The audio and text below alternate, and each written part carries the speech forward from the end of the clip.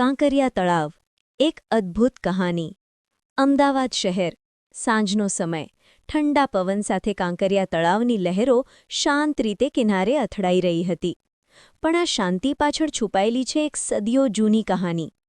15મી સદીનો સમય, સુલતાન કુતબુદ્દીન પોતાના દરબારમાં બેઠા હતા।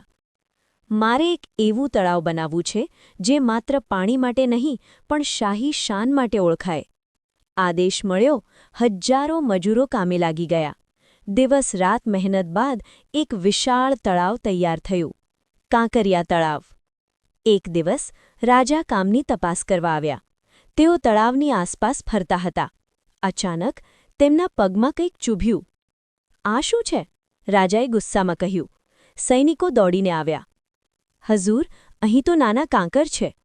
રાજા ગુસ્સે બોલ્યા, આ તળાવ તો કાંકરાથી ભરેલું છે। અને એ દિવસથી આ શાહી તળાવ કાંકરિયા તરીકે ઓળખાવા લાગ્યું। કાંકરિયા તળાવનું આકાર ગોળ નથી, પણ 34 બાજુવાળું છે, જે તે સમયની અદ્ભુત એન્જિનિયરિંગનો નમૂનો છે। તળાવની વચ્ચે નગીનાવાડી, તળાવની વચ્ચે આવેલી સુંદર બાગ જેવી જગ્યા નગીનાવાડી એ રાજાઓ માટે ખાસ આરામ સ્થાન હતું।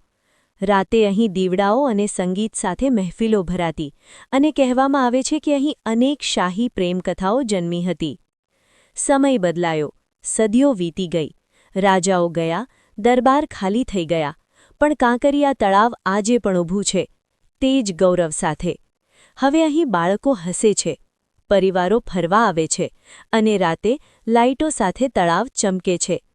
તે એક જીવંત વારસો કે જે કોઈ માટે આ પિકનિક સ્થળ છે, કોઈ માટે મનોરંજન, પણ હકીકતમાં આ તળાવ છે એક જીવંત કહાની, રાજાશાહી ગૌરવ, પ્રેમ અને સમયની સાક્ષી। કાંકરિયા માત્ર તળાવ નથી, તે એક એવી કહાની છે જે આજે પણ જીવંત છે।